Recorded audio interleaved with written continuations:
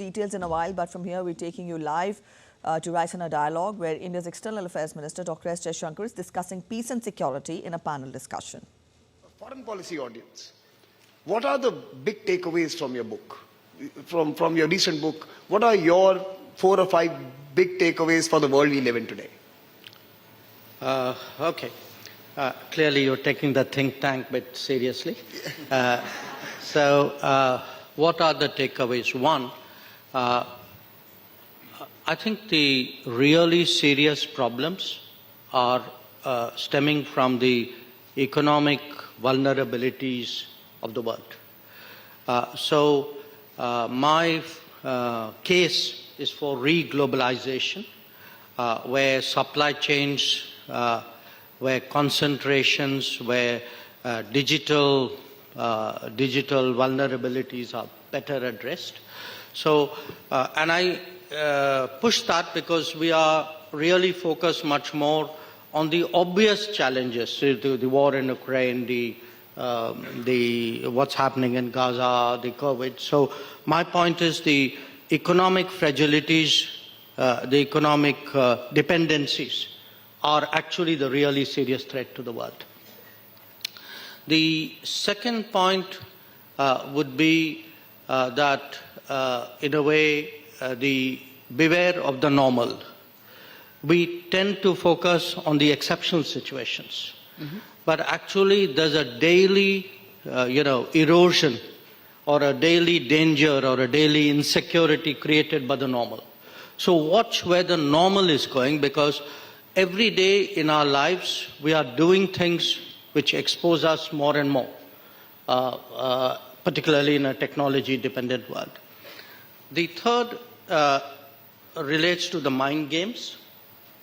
So, competition has many forms, but one of them are the mind games which accompany. It's like any competitive activity. So, all these indexes which you get, ratings, how democratic are you, how good's your press, how good's your civil rights. So this is like the equivalent of sledging in cricket. It's meant to psych you before you get ready for doing anything. So I'm saying that particularly looking at Michael. No, but in the political sphere, the Americans are the biggest sledgers, not the Australians. Well, that we can discuss on a cricket aside. Okay. And the fourth, which is part of the reason for the title of the book, is we in India need to think the solutions. In fact, frankly, even the analysis for ourselves, rather than kind of, I'm not against imparted wisdom, but I think we need delving into our own history, traditions, culture, and our own application of mind, come up with our own answers to the world. So, Dr. Jaishankar, we are going to keep coming back to you because they are going to be asking you some questions. And I would expect you to pose some cryptic puzzles for them to solve as well. So let me get this going, and let me first start with Michael Pulilove, who's heading a very nifty institute in Sydney, Lowy Institute. Michael, you have the first shot. All right. First of all, I want to take the opportunity to thank Samir and ORF for bringing us all together at this amazing bazaar of international policy. I'm really enjoying it. I'm honoured to be on a panel with this panel, but especially with Dr. Jaishankar. We've known each other for a long time. We've had many exchanges on cricket and foreign policy. Let me take this opportunity to wish India luck in the 4th test against England. I think that's one thing on which Australia and India agree. That is, we like to see England lose cricket matches. I also like the analogy between cricket and foreign policy because in cricket, Australia is a great power.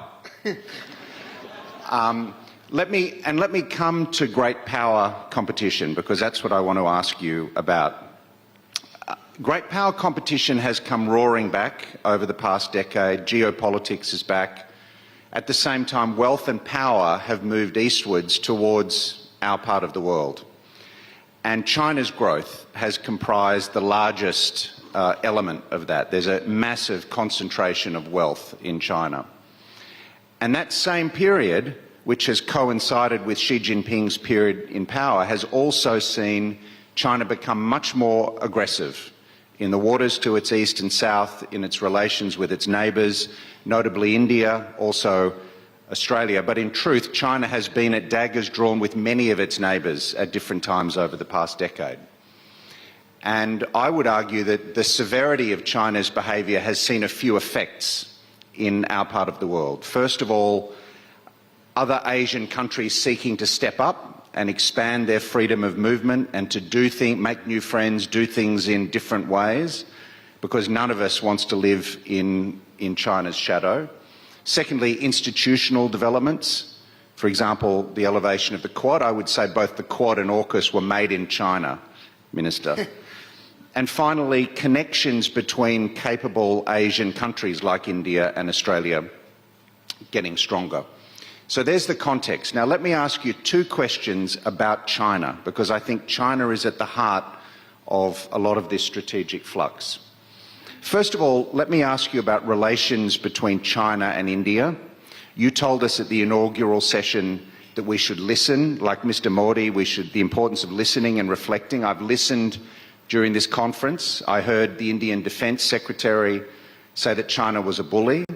I heard you say, I think, that the biggest opposer of UN Security Council reform is not a Western country, which I guess might possibly refer to China. China, I think, is a preoccupation of yours. What is the settling point of the relationship between China and India? Is there a settling point? And secondly, let me ask you about the relationship between China and Russia. The Ukraine war has pushed China and Russia together.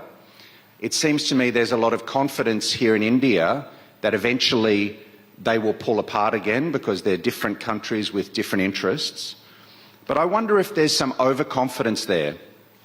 Mr. Putin is on his high horse at the moment, but I think in the long term he understands that Russia is the junior partner in that relationship. China's economy is closing on America's economy. Meanwhile, Russia is in danger of being overtaken by Australia's economy.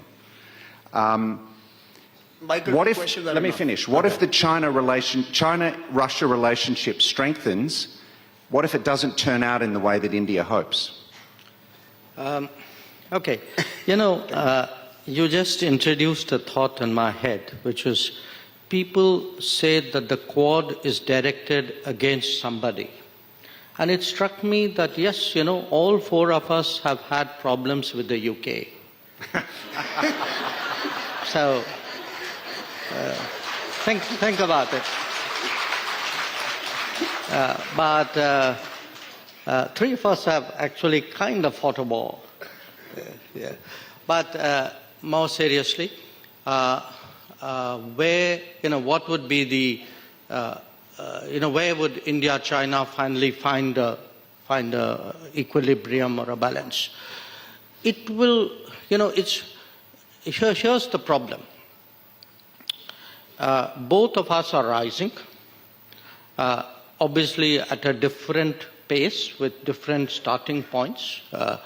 I think the Chinese started off earlier, much more, much more intensively and robustly than we did. But it's in the nature of things that, at some stage everybody flattens out, so there'll be a period where they'll be flattening out and we'll be growing.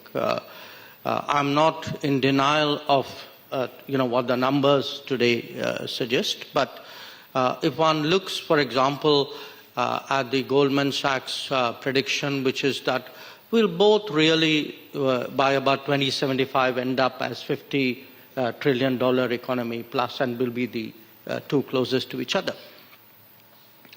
Now, the international relations version of that issue would be, if both of us are moving vis-a-vis each other and vis-a-vis the world, how do we construct an equilibrium?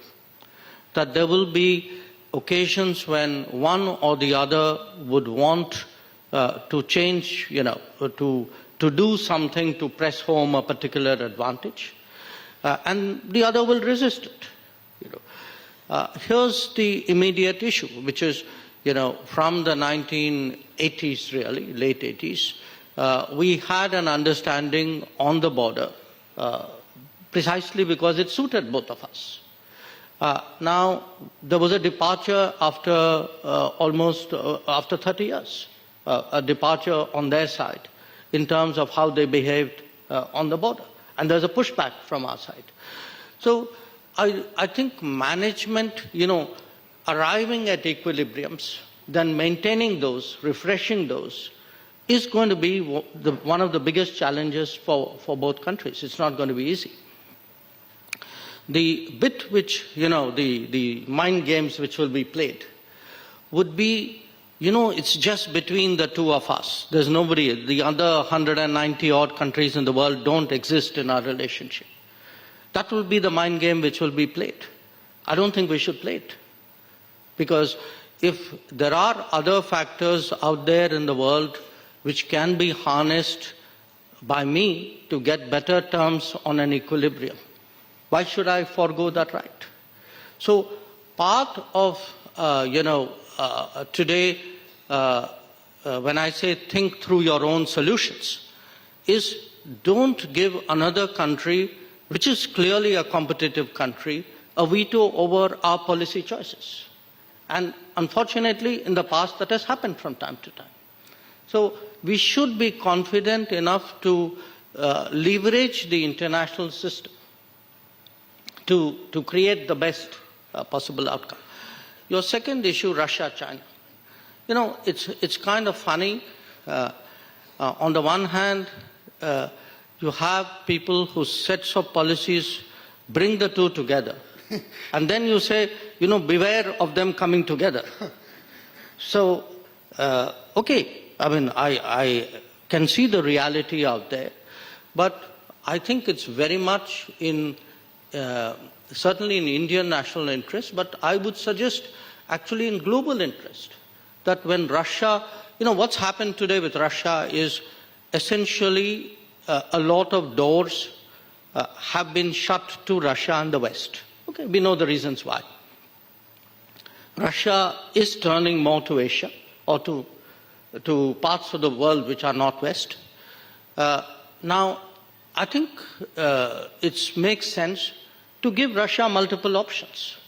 If we railroad Russia into a single option and say, that's really bad because that's the outcome, then you are making it a kind of a self-fulfilling prophecy. So today, I think it's important for other countries, especially in Asia, to engage Russia, to remind Russia. And look, Russia is a power with an enormous tradition of statecraft. Such powers would never put themselves, into a single relationship of a overwhelming nature. It would go against their grain. Yeah, so you have a right to ask him a question as well, but maybe you could pose a question once we've been through the first round, and maybe one or two for all of them to respond to. Leslie, can I turn to you? Or maybe I should go to my friend from Nigeria, Osage. Can you pose a question to the foreign minister? Osage heads the Nigerian Institute of Foreign Affairs. He was with me recently in New York. I really enjoyed his interventions. Over to you. And we were just together, Your Excellency. Let me thank the ORF and the Ministry of External Affairs for this invitation. It's a great privilege to be here. And I'm happy that we can continue the conversation that you set in motion in Lagos when you were at our institute 2 weeks ago. Now, the point is about multilateralism and the place of the UN, and especially United Security Council in all the things. These are inflection points in world history when perhaps we need world bodies, world platforms that can help us create the kinds of stability that the world so very urgently requires. Now, this month, it will be 2 years since the war in Ukraine started. And the UN doesn't seem to be any closer to finding a solution, in spite of all that we're doing. And what seems to be happening in all the subjects that we're dealing with is that people are now finding alternatives to the UN. And yet here we are, we insist that the UN holds the balance, if you like, for all the kinds of things that we're doing. The UN itself is a reflection of the power structure, of the global power structure, which, resonates all of the colonialities and, the colonial forms and so on. So there's a school of thought that says when you ask for UN reforms, you're actually in the vortex of decolonization. Now, it's interesting that India, has pushed along these lines, and the African Union is fully, in support of what India is doing. Now, the UN reforms, what do you want to see? Inclusivity is important, representation is important, but so is legitimacy and credibility. Now that the UN seems to be waning in its influence, what is driving India's point about how to reform the UN? Now, that's one. The second thing is, in a reformed UN, how would we ensure that the Global South, stops being a spectator? So the Global South is not simply led, by others whose interests subordinate the interests of the Global South. Is this something to suggest that you would have a multi-track that has the UN, along with BRICS, along with all the other regional organizations and all the other multilateral platforms working together, or should we continue to balance things around the UN? Dr. Jaishankar. It's interesting thought, and it's your thought, which I'm capturing here. I think all of you heard him say that reform of UN is actually connected to decolonization. And what I guess you mean by that is, so long as Africa and Latin America and parts of the decolonized Asia are not adequately and appropriately reflected, the UN is still actually a reflection of a colonial era organization. So I think it's a great idea. I really think that,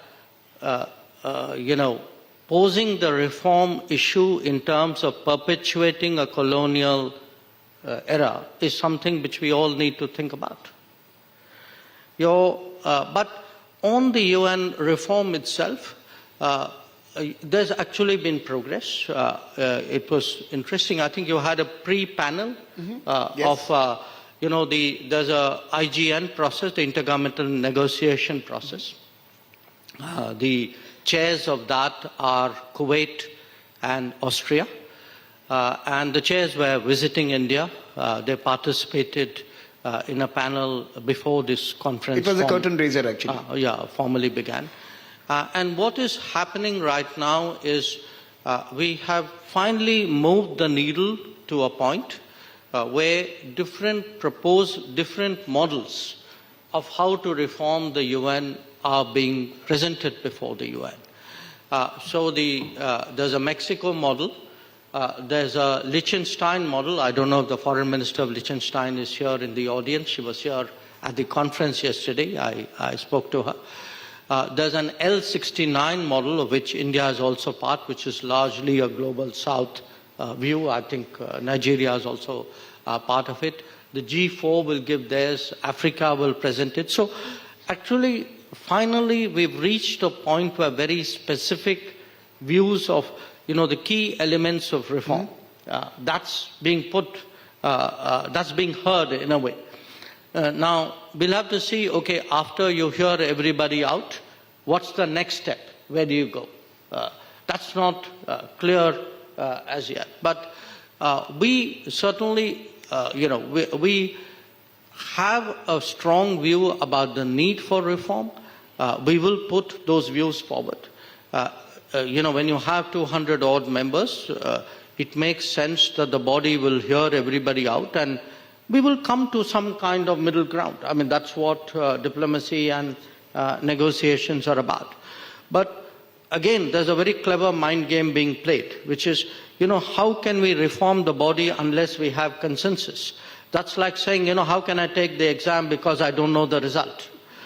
So this is another way of perpetuating what you clearly pointed out was a colonized United Nations. In fact, the UN process is perhaps the only process where you need a consensus before you can make the first draft. The draft itself requires a consensus. So it's interesting. Leslie, let me turn to you. First of all, let me echo Michael's words and others. First of all, thank you to Samir. This is tremendous, and it's a real honor to be here, and it's especially an honor to be on a panel with you, Dr. Jaishankar.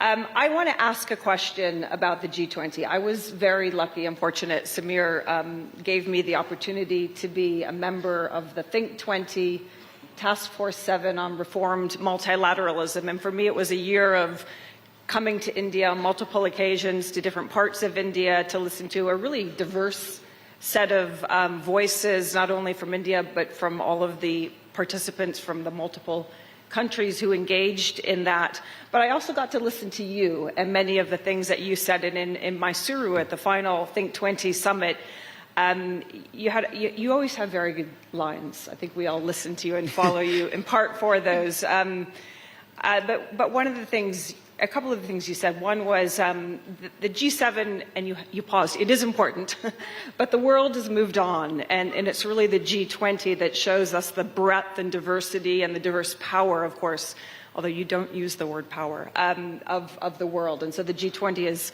tremendously important. But you also said that and this reflected my experience watching it, you said that that India's G20 was about two things. It was about getting India ready for the world, and it was about getting the world ready for India. And I thought this was tremendously revealing of actually the year that I had experienced. But I guess my question for you is, as you think ahead, there's been as Samir always says, there's been a wonderful run of Global South leadership of the G20 from Indonesia to India to Brazil, to South Africa. But as we look at 2026, the picture looks different. It goes to the United States. So when we get to 2026, the UN Security Council probably won't have been reformed. No, are you suggesting by 2026 the US will be Global South? I do believe, Samir, having not grown up in New York or Washington, that there are parts of the Global South within the United States, and I encourage you to find them. I've traveled around India. Let's take you around the US. But as you get to 2026, India is currently the 5th largest economy. My SOAS students from India were thrilled in that moment because we were in the classroom when that was announced. The 3rd largest military spender. Maybe those categories will shift, probably in one direction if they do. But India's power is undeniable. But it will be in a moment where at some level its sense of leadership and of Global South leadership, and India being at the helm of that, might not have a platform. And so I'm curious, what does that mean for a country that is, although again, I don't hear you talk about the word power very often, but what does that mean for a country like India that is so distinctive and so powerful?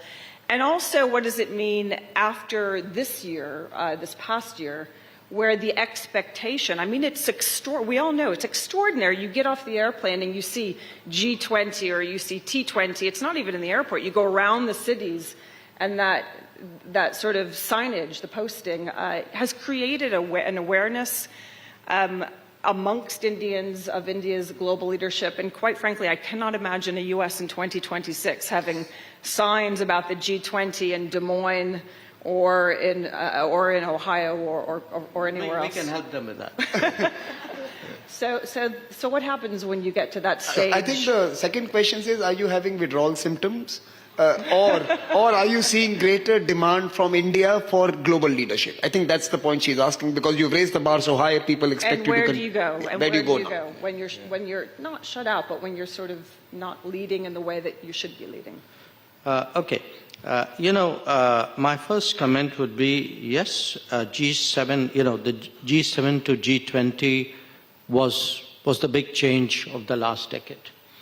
But what we realized was that G20 was not enough, because one part of the world with more than 50 countries had been significantly shut out, which was Africa. So if you see, in a way, we still call it G20, but it's actually become G21. And that itself, by the way, in a way, it's also a lesson to the UN that if the G20 could expand, so could the P5.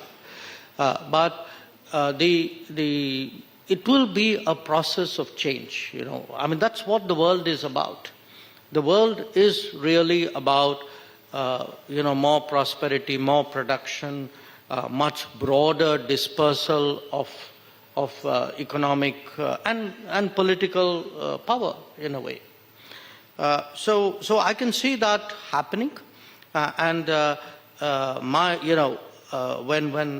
the sort of smoke clears and people look back on this G20, it will surely be recognized for the fact that the African Union membership was agreed upon.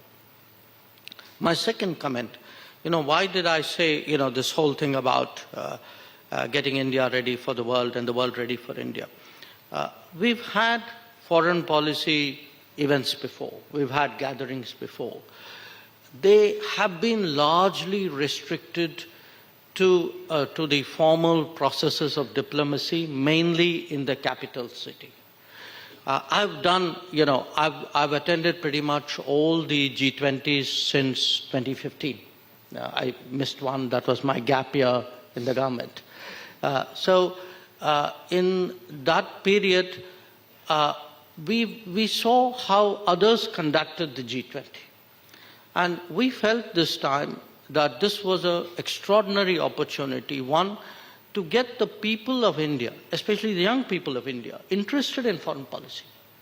Now, the best way of interesting people in foreign policy is to do exactly what you saw, which is go to, the cities and towns across India and, do activities there, put up signages, get them involved in a way. So, if you actually took part in some of these activities, you had a conference going on, the formal G20 meeting, but there was a lot of other stuff going on in the same city at the same time. The other part of it is, for much of the world, India meant Delhi. It could mean sort of the golden triangle, the tourist triangle. It could mean Mumbai, maybe Bengaluru. But that was it. Now, when you actually had G20 delegates going to 60 cities, and in every case we made sure they went somewhere else outside that city. This was also displaying India. So it was a very conscious effort on our part, you can say, to globalize society, to prepare, when you are talking about, the leadership, what will you be doing as you go up in the pecking order? To do that, you have to prepare a society. You have to prepare a people for the responsibilities which come. And in a sense, we were using the G20 exercise for that purpose. So would we kind of step up? Because, that's really what you are asking. My sense is yes. If you look even at the last 10 years, we have been much more frequently a first responder than we've ever been before in our lives. Today, anything which broadly happens between, say, East Africa till about, the Australia, that broad region, the expectation is somewhere in some form India would respond. And that's actually been the record of the last 10 years, sometimes beyond. We went into Turkey during the earthquake there as well. So in different, an India of ideas. So you have a Solar Alliance, you have the Coalition for Disaster Resilient Infrastructure, and India, which is a kind of a, here there's a culture, tradition, history as well. The idea of propagating millets, for example. don't think of it as a food fad. The millets is the only way by which global grain production can be significantly increased in a short time, given the natural, usage of resources that we have. So it could be millets, it could be yoga, it could be solar, it could be terrorism, it could be black money. You today see an India which is really, pushing and trying to get itself and its ideas on the global stage. And what about the pressure from young people who now want more from you? Every time you are traveling, every time you are at work, they expect miracles. Sorry, I couldn't hear you there. They expect miracles from you. They expect the extraordinary from you. The expectations have been raised. How do you deal with that? I mean, how do you respond to that kind of pressures? Because you've got so many people interested in foreign policy, now everyone has a view. Well, that's good, isn't it? There'll be more Samirs coming out of that process. Okay. You don't want more Samirs, but let me turn to Bruce Jones. I'm dazzled by the prospect, actually. Thank you for having me here. And terrific to be on the panel with you, Dr. Jaishankar, and with the rest of the crew. I do notice I work for an American institution. I am an American. I'm also Canadian. Leslie works for a British institution, but she's secretly also an American. So I noticed that Samir only has former colonials on the stage for this discussion, which may be appropriate. Look, I wanted to ask you about India's leadership here. I mean, we have some pretty serious challenges ahead of us.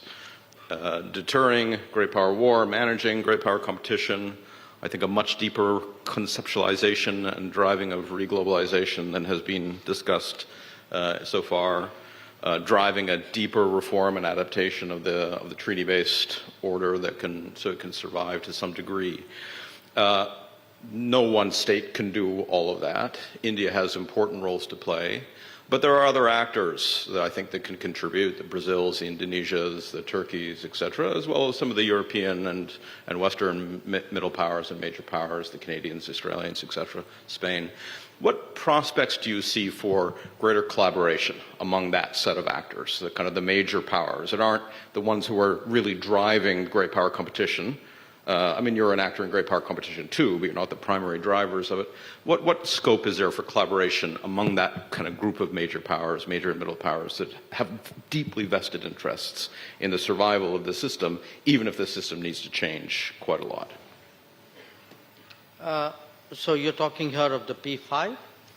No, I'm saying, how do you think about collaboration among the kind of set of actors below minus that? G2. You remove the G2, Yeah. Can the others create safe spaces for globalization, for international relations? And for managing great power competition. You have, first of all, I'm not sure the G2, the G2 will always be a concern. I'm not sure how realistic a concern it would be given the way things are going. Then you have, in a sense, at least from a UN perspective, the P3, the non-G2. And then you have this set of, you can say, middle powers, upper middle powers. One neat category would actually be the G20 countries. But I also give due weight to Nigeria here.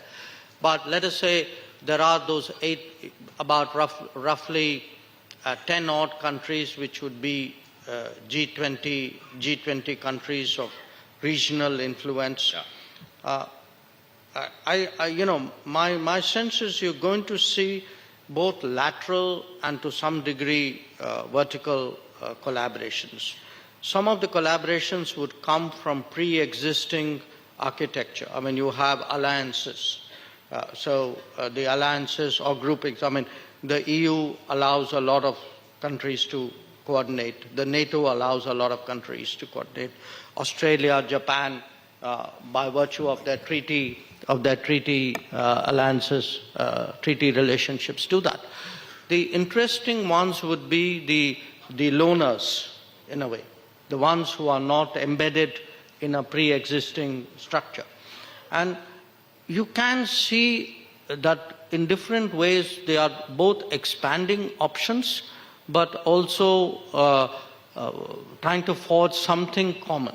I give you a few examples. I mean, if you look at, say, BRICS expansion, some of the countries that showed interest and have actually moving in that direction, I mean, take something like Saudi Arabia. So Saudi Arabia is clearly widening its options. The UAE is widening its options.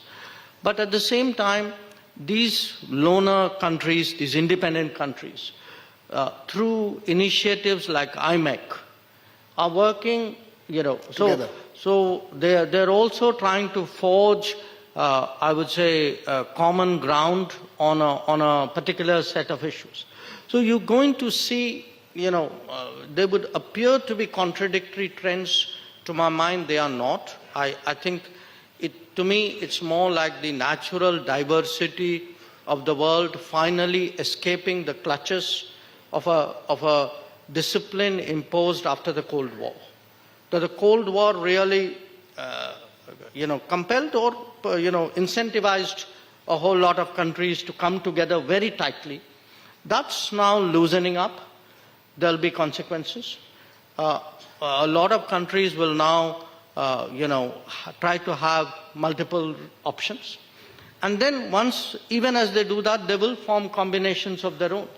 And that's really going to make international relations very interesting. Is India willing to lead that effort? Is Are India you willing to lead that effort? that effort? No, I don't think anybody can lead that effort. My sense is you'll get combinations. We would try to be involved in, a lot of foreign policy is to be involved in as many of these enterprises and initiatives and groupings as possible. So it's a sort of, in my book, I've actually described it as making friends and influencing people. So how are you ideally omnipresent, omni-relevant? And that's also today, I would say, a new way of conducting foreign policy. So, Dr. Jaishankar, if I was to ask you to pose a question to these very fine minds and give them, say, 30 seconds or 40 seconds to respond to that one inquiry that you would like to hear from or seek their inputs on, what would that be for them? Well, I think for Michael, from an Indian perspective, the real issue as we look forward at India-Australia is, in a way, how much Australia is Indo-Pacific and how much Australia is Western. I think that's the duality which most people would be interested in. Well, let me answer that. Let me say I had Michael, I'll give you your turn. Okay. And for Leslie? No, let him answer that. I'll think of it. I'm running out of time, and hence Okay. I'm going to give Michael the last word to come because he started first. But do you have questions for any others that we can take and then go to them and close? Well, I think what I would, in a sense, urge you to articulate, because given Nigeria's today importance, is within, we tend to talk about Africa, but you look at Nigeria, which is a significant power in its own right. What would be the next set of countries coming up? How do they plan their rise? Because that is something which is clearly awaiting you. And to Bruce? Bruce, 2026 America. I'm tempted to ask him a Canadian question, but then I get into trouble. So I just want to confirm that I have your good wishes that Indo-Canadian relations would continue to improve. Okay, so Bruce, that's a cue for you to respond to something. And what about Leslie? Yeah, I would be really curious because you clearly got immersed very deeply in the G20 experience. So I would be curious to get that sense from you, and in a way to Michael also, because Lowy had put out a study, I think, on how young Indians think about foreign policy are interested in foreign policy. Because I think that's really today, in the coming elections, almost 90 million young Indians would be voting for the first time. That's how significant their impact is going to be in this country. So I'd be very interested from your travels to get that impression, what was the impact? What do you see? Because I'm giving you my version of what I tried to do. Did I succeed? Okay. Did we really get people interested? Great. So I think let's start with Bruce. Come to you, Osage, then come to Leslie, and I'll give Michael the final word.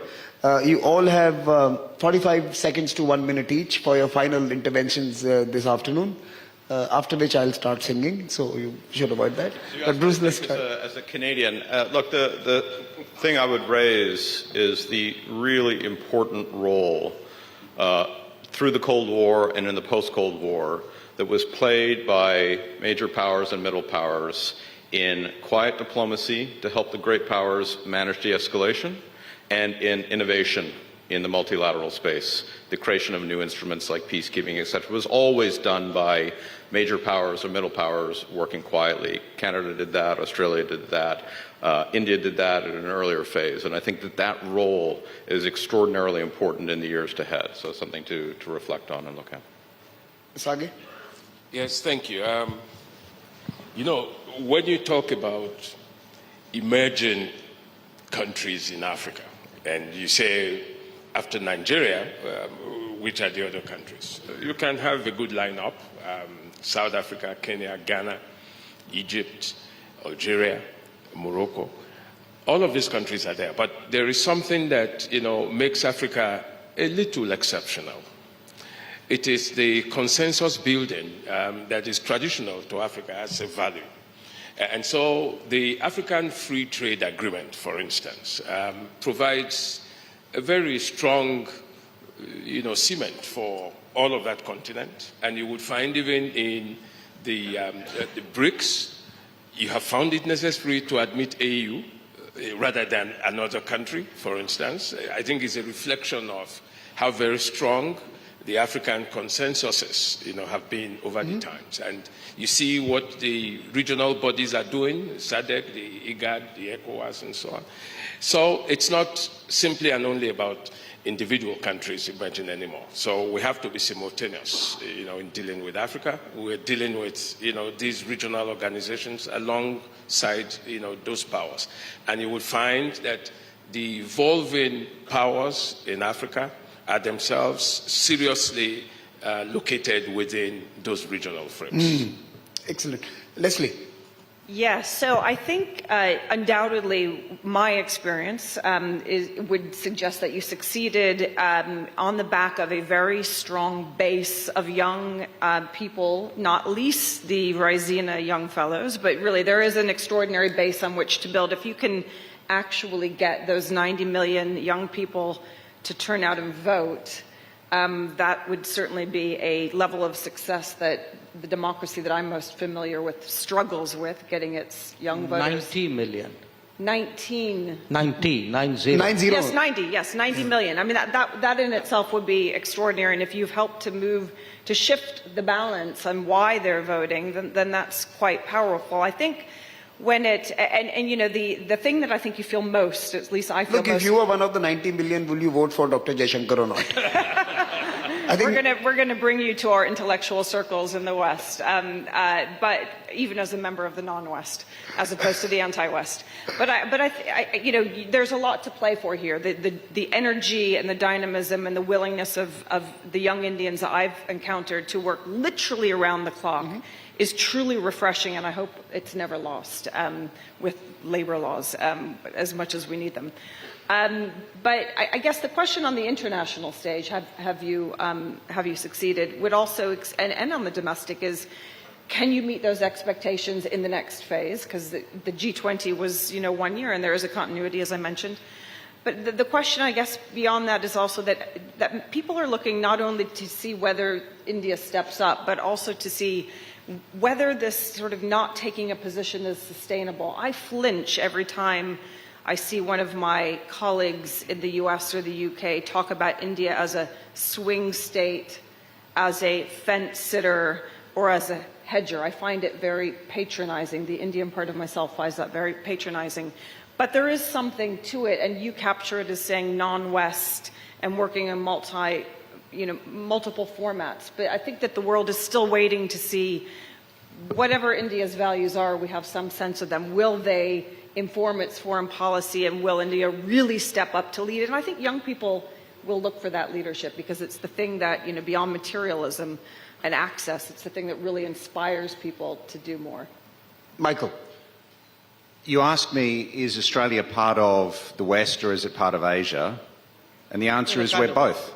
We're both. And I don't think any of us as individuals or countries has one single identity. I like Tottenham Hotspur. I'm a jazz fan. I like the South Sydney Rabbitohs. We all have multiple identities, and as long as they're self-reinforcing, that's fine. And I think Australia's alliance with the United States makes us a more relevant and interesting partner for Asian countries, and our knowledge of and deep engagement with the Pacific and Asia makes us a more useful ally. Final point, Samir. I know you love fresh ideas. You're always pushing us for one idea. I had a fresh idea on this panel during the interesting conversation about UN security reform. I'm glad to hear there's been some progress at the margins, but sometimes with these difficult diplomatic negotiations, you just need an out-of-the-box idea. So my out-of-the-box idea is that we could base Security Council membership on ICC test rankings. And this would be great for India, it would be fabulous for Australia, and it would encourage the growth of cricket in other parts of the world. So would you support me on that, Minister? Dr. Jaishankar, you have to respond now. Yes. I think it's got the kernel of a good idea, but I think the better solution would be to leave it to BCCI. That is a good way to end this panel. And ladies and gentlemen, please join me in applauding this wonderful conversation this morning. Thank you all for being here. Can we take a photograph on the top of the stage?